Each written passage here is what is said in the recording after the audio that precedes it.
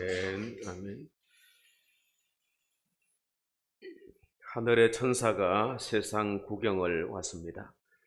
세상 이곳저곳을 돌아보다가 돌아갈 때 세상에서 가장 아름다운 것 세 가지를 갈 수 있었습니다. 천사는 꽃이 참 아름답다고 생각되어서 언덕을 다니면서 꽃을 꺾어서 꽃 바구니를 만들어서 그렇게 가져가려고 내려오는데 외딴집 창가에 새록새록 잠들어 있는 아기의 모습을 보았습니다. 너무 아름다웠습니다. 그래서 아기가 자면서 미소 짓는 바로 그 순간, 그 미소를 그리고 바구니에 담았습니다. 해가 뉘엿뉘엿 이제 돌아갈 시간이 다 돼가는데 마침 밭에서 돌아온 엄마가 자는 아기의 뺨에 뽀뽀를 하는데 너무 아름다웠습니다. 세상에서 가장 아름다운 것은 어머니의 사랑이구나 이렇게 깨닫고 어머니의 마음도 바구니에 담아서 세 가지를 가지고 천국에 왔습니다. 그런데 오는 도중에 꽃은 시들었고 아기의 미소는 찡그러지고 말았습니다. 그러나 어머니의 사랑은 변치 않고 여전히 빛나고 있었습니다. 천국의 천사들 동료들에게 말했습니다. 세상에서 가장 아름답고 오래 가는 향기는 바로 어머니의 사랑이라고 했습니다. 오늘 어버이 주일에 우리가 생각해 볼 것이 있습니다. 세상에는 온갖 아름다운 것들이 있습니다. 꽃도 아름답고 산도 아름답습니다. 아기의 미소도 아름답고 어머니의 사랑도 아름답습니다. 그러나 이보다 더 아름다운 것은 독생자를 주신 하나님의 사랑인 줄로 믿습니다. 하나님의 사랑이 여러 아름다운 것들을 통해서 우리에게 보여지지만은 어머니를 통해서 부모님을 통해서 우리에게 이렇게 보여지기도 합니다. 특히 예수 그리스도를 통해서 우리에게 보여주신 그 희생과 사랑, 십자가의 사랑만큼 아름다운 것은 없습니다.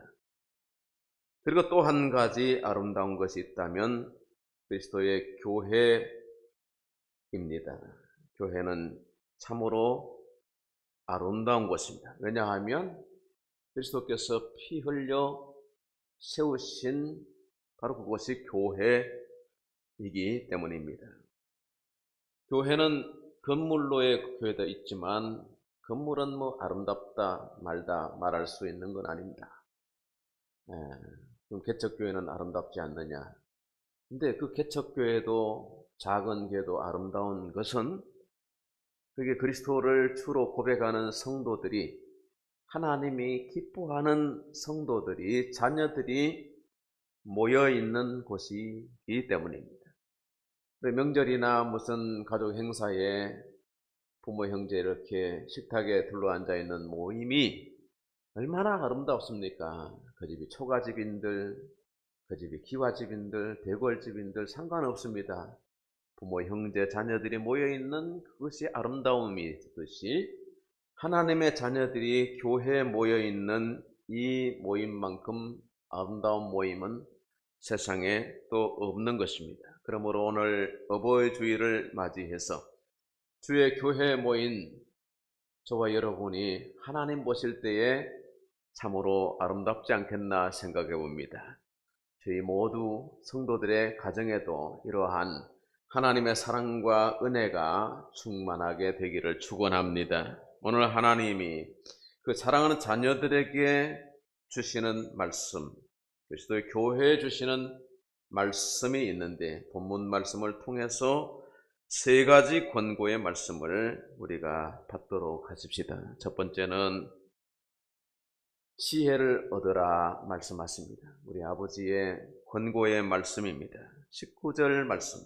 내 아들아 너는 듣고 지혜를 얻어라 하셨죠? 하나님께서 우리가 얻어야 할 가장 중요한 것으로 지혜를 꼽고 있습니다. 잠언서 4장 7절 말씀하기를 지혜가 제일이니 지혜를 얻어라. 네 가진 모든 것을 가지고 지혜를 구하라, 얻어라 말씀하십니다.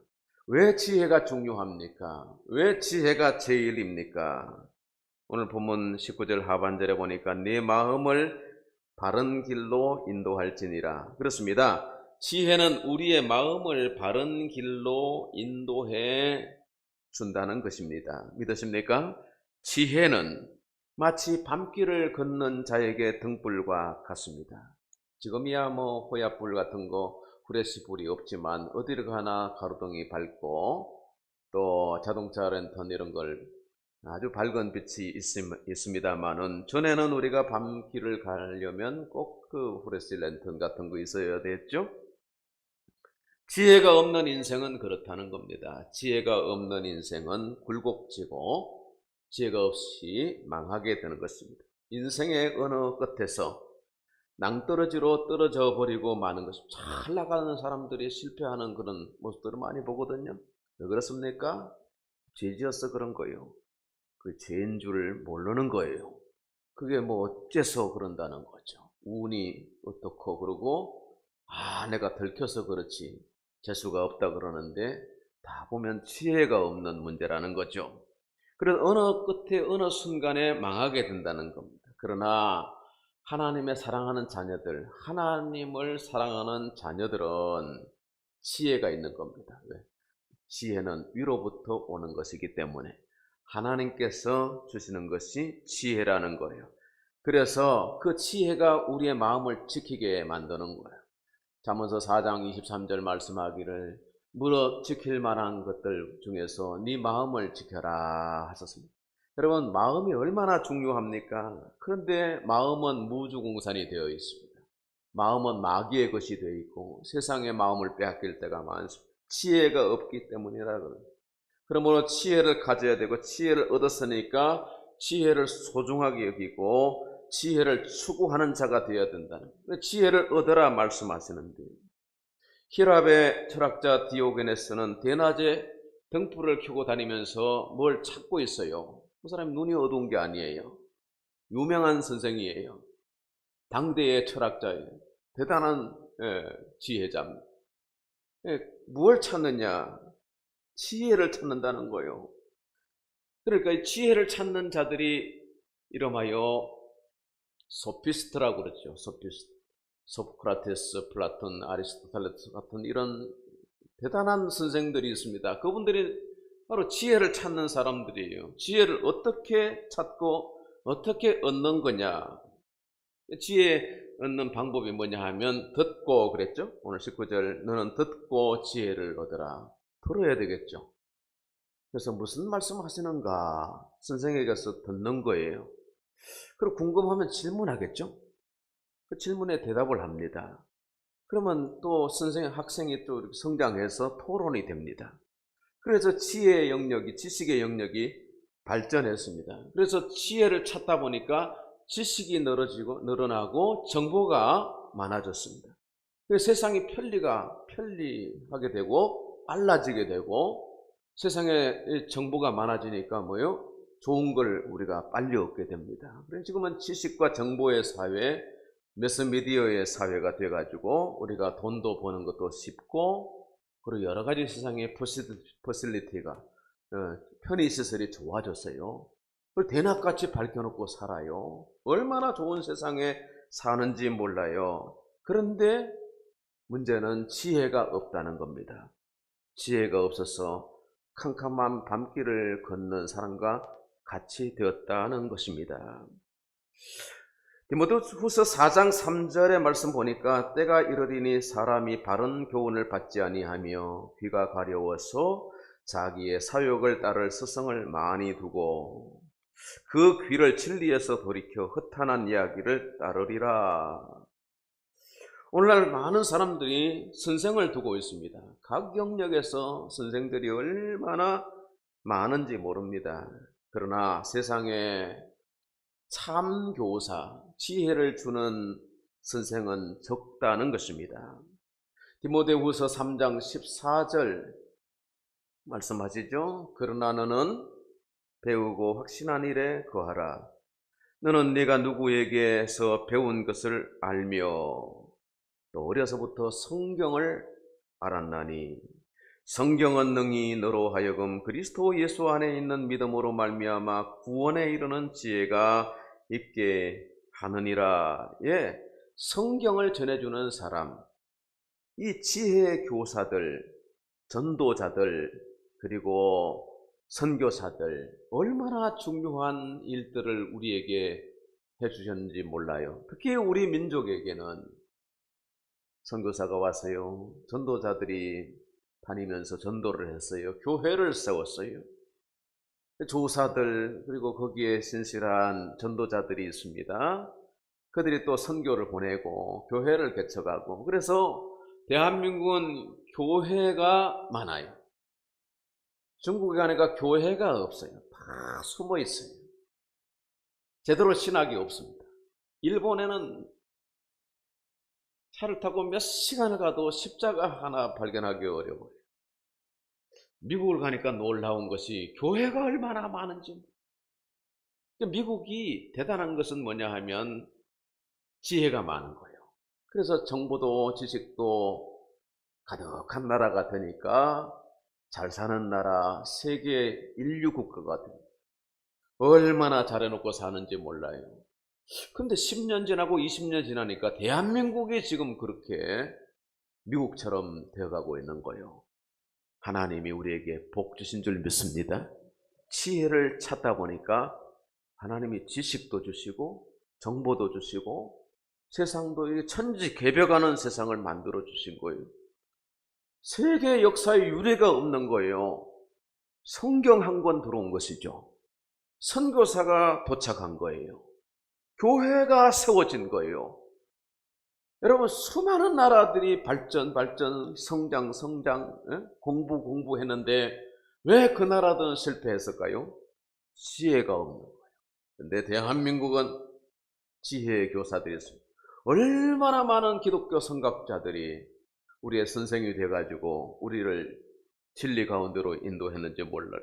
성경이에요. 성경을 아는 것, 이것이 바로 지혜라는 것입니다. 성경이 왜 중요하냐? 구원에 이르는 지혜가 있기 때문에 그렇습니다. 구원은 믿음으로 받는다는 것을 성경이 우리에게 가르쳐 주었어요. 이 구원의 지혜를 세상 지식은 가르쳐 주지 않습니다. 세상 지식과 정보는 우리에게 돈을 주고 지위를 가져오고 명예나 건강과 세상을 사는 데 있어서 더 편리한 어떤 정보, 지식을 우리에게 가져다 줍니다. 그래서 지식과 정보, 미디어가 발달하면서 세상은 좋아지고 풍요하게 되었습니다마는 내 영혼의 자유와 기쁨과 평화와 구원은 어떻게 되었나요?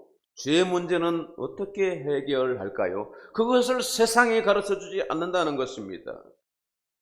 그래서 지혜의 영역에 있어서는 점점 퇴보되고 도태되어 가고 있는 세상에 우리가 살고 있습니다. 지혜가 최고니 지혜를 얻어라, 지혜를 찾으라, 오늘 성경은 말씀하고 있습니다.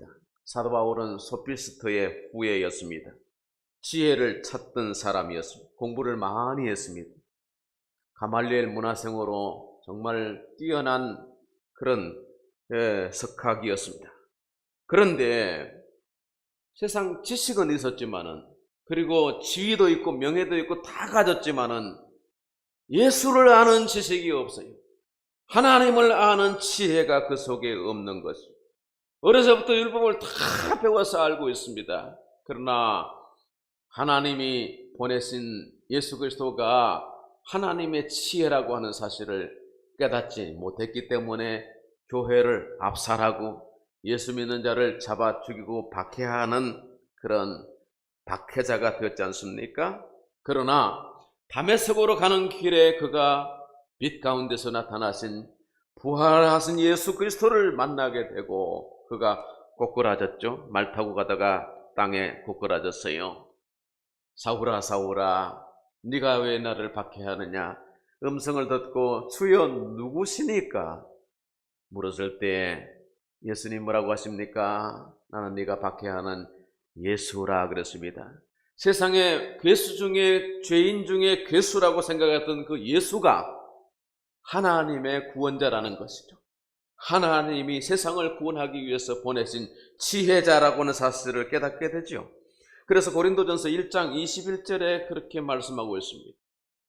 하나님의 지혜에 있어서는 이 세상이 자기 지혜로 하나님을 알지 못하므로 하나님께서 전도에 미련한 것으로 믿는 자들을 구원하기를 기뻐하셨도다. 하나님이 세상을 구원하는 방법이 뭐냐? 전도라는 거예요. 하나님의 말씀을 전파하는 것이라는 거예요. 그래서 전도는 세상은 미련하게 보는 거지만은 하나님은 이 전도를 통해서 우리를 구원하셨다는 것입니다. 할렐루야. 여러분, 우리가 주일학교 다니고 어렸을 때 교회 한 번씩 나가지고 그러다가 교회에서 진리의 말씀, 지식의 말씀, 지혜의 말씀을 듣고 배웠습니다. 그리고 마음이 흘려져서 예수를 알아보게 된 거예요. 사도 바울같이 천지개벽하는 그런 그 만남이 없었을지라도 우리의 인생에 하나님이 우리를 찾아오시고 예수를 영으로 인쳐주셔서 우리가 하나님을 아빠, 아버지라 고백할 수 있는 이 구원의 은혜가 우리에게 임하게 된 것을 하나님께 평생 감사하고 예배할 수 있기를 바랍니다. 이 지식이, 이 지혜가 최고라고 말씀하십니다. 그래서 하나님의 사랑하는 자녀들에게 지혜를 찾으라. 지혜가 최고다 말씀하십니다. 그러나 혹자는 그럽니다. 물질이 최고다. 건강이 최고. 세상이 그렇게 말합니다. 그러나 하나님의 말씀은 우리에게 강조합니다. 지혜가 최고다. 지혜가 뭐냐? 하나님을 경외하는 것이 지혜라고 믿습니다. 하나님을 사랑하고 하나님을 섬기는 바로 그 자녀들이 지혜가 그 속에 있다는 사실입니다. 평생의 지혜를 최고로 여기고 지혜자가 되시는 예수 그리스도를 잘 섬기는 하나님의 자녀들이 되기를 축원합니다. 한 가지 생략하고 세 번째, 부모를 공경하라. 부모를 청종하라. 오늘 어버이 주일에 하나님이 그 사랑하는 자녀들에게 말씀하고 있습니다. 22절 말씀을 읽어보실까요? 22절 시작. 너를 낳은 아비에게 청종하고 내 늙은 어미를 경히 여기지 말지니라. 예, 청종이라고 하는 것은 말씀을 따른다는 뜻이죠. 청종. 그 청종이 부모가 젊었을 때는 쉬워요. 부모가 힘이 있을 때는 그냥 억지로도 할 수 있어요. 근데 부모가 늙고 부모가 병들고 부모가 약해지고 부모가 거동이 불편하고 나이가 많아지면 대개 보면 자녀들이 청종을 안 하는 거예요. 왜? 힘 빠졌으니까요. 부모에게 더 이상 나올 게 없는 거예요. 이제는 관리 대상이라고 생각하나요? 너 낳은 부모라고 말씀하고 있습니다, 여러분. 너를 낳은 아비라고 말씀하고 있습니다. 원문에 보면 너에게 생명을 준 아버지라도 있습니다. 너에게 생명을 준 어머니라고 되어 있는 겁니다. 명승보감 효양편에 보면 이런 구절이 나오지요. 아버지 날 낳으시고 어머니 날 기르시니 애달프고 슬프도다. 어버이시여 나를 낳아 기르시느라고 애쓰시고 수고하셨도다.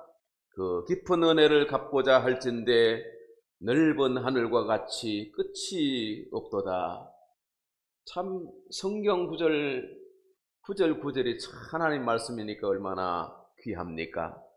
그런데 명심보감에 보면 참 성경 비슷한 말씀이 얼마나 좋은 말씀이 많은지 몰라요. 그 중에서 정말 우리 사람들이 좋아하는 구절 한 구절을 제가 읽어드렸습니다. 아버지 날 낳으시고 어머니 날 기르셨어요.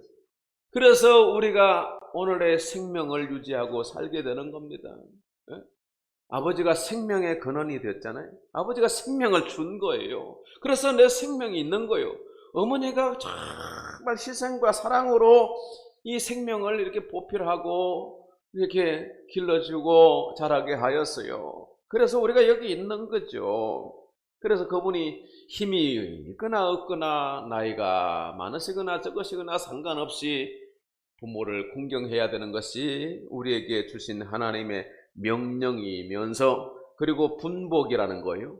그리고 10계명 말씀에 보면 4계명까지 하나님을 사랑하라 계명이고, 5계명부터 10계명까지는 내 이웃을 내 몸과 같이 사랑하라 주님께서 그렇게 정리해 주셨죠.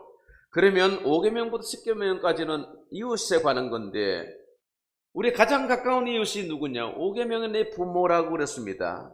유대인 히브리인들은 가장 가까운 친척 순서를 매기는데 그 순서로 유산도 물려주는 거예요. 우리는 자식이 제일 가깝다고 생각하죠? 그러나 그렇지 않습니다. 유대인들은 부모가 제일 순인 거예요. 부모, 배우자, 자식 이런 순으로 가는 거예요. 사촌 이런 식으로 가는 거예요. 그러니까 부모가 얼마나 가까운 이웃인지요. 근데 부모가 나이가 들면, 힘이 없으면 부모를 존경하지 않는 그런 세상에서 우리가 산다는 걸 지혜의 말씀 우리에게 말씀하고 있습니다. 권고하고 있고 명령하고 있습니다. 너를 낳은 아비에게 청종하라. 너를 낳은 부모를 공경하라 말씀하십니다. 부모 공경하는 자녀들이 잘 된다고 성경은 말씀하고 약속이 있는 첫 계명이라고 말씀합니다. 땅에서 잘 되고 장수하리라. 하나님의 말씀대로 부모 사랑하고 부모 청종하고 공경하는 자녀들에게 하나님이 말씀하신 대로 그 말씀이 여러분의 삶에 가득하게 이루어지기를 축원합니다. 유대인의 격언에 이런 말이 있습니다. 하나님은 도처에 있을 수가 없어서 어머니를 지으셨다 했습니다. 어머니를 통해서 우리가 하나님을 배우게 되죠. 어머니를 통해서 하나님의 사랑을 어렴풋이 알게 됩니다. 어렸을 때 부모 사랑을 적게 받은 사람들은 하나님 경외하는 것이 참 어렵다고 그럽니다. 아버지에 대한 어떤 컴플렉스가 있는 자녀들은 하나님 아버지, 하늘에 계신 하나님 아버지 이 주기도 하는 것이 어렵다고 그래요. 왜냐하면 대상관계 이론에 따르면 사랑을 받아야 사랑할 수 있는 거예요. 어렸을 때 많이 이쁨 받고 사랑받은 자녀들이 살아가면서 많이 베푸는 걸 많이 보게 되거든요. 그런데 그렇지 못한 사람들은 뭔가 대상관계가 왜곡돼요. 그래서 어떻게 사랑하는지를 잘 몰라요. 그 어머니를 통해서, 부모를 통해서 우리가 인생을 배운 거죠. 하나님을 알 수 있는 그런 지면들을 가지게 된 것이죠. 우리에게 어머니 주신 거, 우리에게 부모 주신 거 얼마나 귀한지 모릅니다. 부모 공경하는 것은 일륜지 대사라고 그랬습니다. 그것은 하늘의 하나님을 공경하는 것과 같은 것입니다. 이웃을 사랑하는 것이 곧 하나님을 사랑하는 것이듯이 하나님을 섬기는 자는 마땅히 부모를 공경해야 하는 것입니다. 마가복음 7장에 보면 유대인들은 고르반이라고 하는 법을 제정했습니다. 내 부모를 공경하라. 10계명 5계명으로 제정하신 것인데, 그래서 부모 공경의 계율이 있는 겁니다. 그래서 세부 수칙이 있겠죠? 자, 그런데 부모에게 예를 들어서 매달 생활비 용돈 명목으로 얼마씩 드리라고 했는데, 이 자녀가 쓰다 보니까 이번 때는 재정이 부족해요. 그랬더니 부모님께 드리는 것이 용돈 드리는 생활비 드리는 게 부담이 된다는 거예요. 그럴 때 이 사람들이 피해가는 방법이 뭐냐 하면 고르반했다는 거예요. 고르반이 뭐냐 하면 하나님께 드렸다는 거예요. 하나님께 드렸으니까 부모에게 안 드려도 된다. 예를 들어서 우리가 11조를 드리는데 부모 용돈은 안 드리는 거예요. 고르반 했으니까 된 거 아니에요? 하나님이 no thank you 원치 않는다는 거예요. 예수님이 뭐라고 하시냐면 너희가 전통으로 하나님의 말씀을 폐하느냐? 인간이 세운 전통으로 하나님의 말씀을 계명을 폐할 수 없다는 것이죠. 하나님 공경하는 것과 부모 공경하는 것이 다르지 않는 것입니다. 송강정철 선생은 이렇게 읊었습니다. 어버이 살았을 때 섬기기를 다 하여라. 지나간 후면 애답다 의아하리. 평생에 고쳐 못할 일이 이뿐인가 했습니다. 또 여러분 가정에 부모님 살아 계실 때 정성과 공경을 다 할 수 있게 되기를 바랍니다. 그리고 부모님이 천국 가셨거나 이 세상 사람이 아니거나 간에 우리가 부모 공경하는 마음으로 이웃 어르신들, 친척들 돌아보고 교회 어르신들을 잘 섬길 수 있는 아름다운 공동체가 되기를 축원합니다. 윤춘병 목사님이라고 이북에 어머니를 두고 피난 오셨는데 1946년인가 8년인가 이 가사를 시를 하나 적었습니다. 그게 바로 높고 높은 하늘이라 말듯하지만 나는 높은 게 하나 있지. 그 어머니 노래죠. 자, 이 가사를 윤충병 목사님이 지었었어요. 근데 그 가사에다가 곡을 붙이신 분이 토론토에 계셨던 박재훈 목사님이세요. 이분의 성경 찬송가에 그분의 곡이 많이 수록되어 있습니다만은 이게 3년 전에 한국 들어오셔서 한번 만나 뵙기도 했습니다만 그간에 돌아갔었어요. 자, 그런데 교회를 통해서 어머니 노래가 이제 알려졌는데 학교 교과서에 이렇게 1절과 2절까지는 수록이 되어 있어요. 그런데 3절은 뺐어요. 왜냐니까 3절은 거기에 주님이라고 하는 단어 나오거든요. 근데 3절이 참 은혜로워요. 이렇게 되어 있습니다. 가사 한번 띄워주실까요? 산이라도 바다라도 따를 수 없는 어머니의 그 사랑, 거룩한 사랑, 날마다 주님 앞에 감사드리자. 사랑의 어머니를 주신 은혜를 하나님께서 주신 이 어머니를 통해서 우리가 사랑을 배웠어요. 그 어머니를 통해서 우리 세상을 알게 됐어요. 어머니를 통해서 내가 여기 있는 거죠. 우리 어머니를 생각하면서 3절 한번 불러볼까요? 산이라도 바다라도 따를 수 없는 어머니의 그 사랑, 어머니의 큰 사랑, 거룩한 사랑, 거룩한 사랑, 날마다 주님 앞에 감사드리자.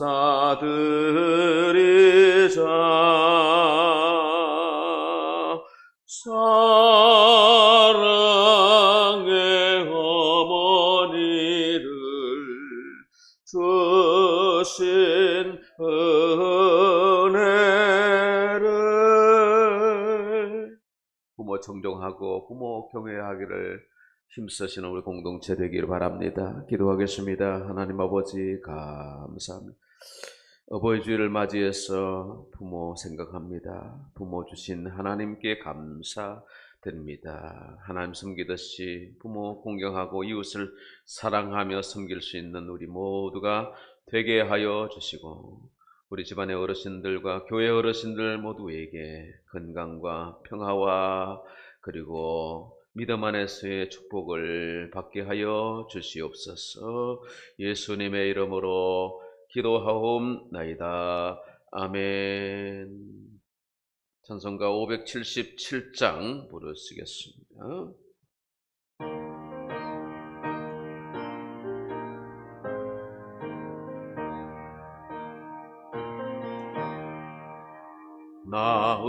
낳으시고 길러주신 어버이의 큰 사랑, 바다보다 넓으시고 산보다도 높은 사랑, 하나님을 경외하신 어버이의 크신 사랑, 내게 주신 크신 선에 하나님을 찬양하세. 주님 은혜 감사하며 영광 찬양 할렐루야. 힘들거나 괴로울 때 기도하신 어버이 즐거운 일 함께 웃고 기뻐하신 그 얼굴이 긴 시간 흘렀으나 마음속에 남았구나. 내게 주신 크신 은혜 하나님을 찬양하세. 주님 은혜 감사하며 영광 찬양 할렐루야. 재미있게 가르치신 귀한 성경 말씀이 기쁜 노래 찬양하며 예배드린 그 시절이 지금 와서 생각하니 어째 평생 잊으리까. 내게 주신 신은혜 하나님을 찬양하세. 주님 은혜 감사하며 찬양 할렐루야. 아멘. 교회 소식은 주보를 참조하시기 바랍니다. 오후 찬양 예배는 2층에서 드립니다. 교회 앞 전도 화요일 토요일 순번대로 잘 지켜주시기 바랍니다. 선교사님 차량 구입을 위해서 십시일반 조금씩 써주시기 바랍니다. 주님 서시겠다 하실 때 나귀를 끌어오던 제자들의 마음으로 함께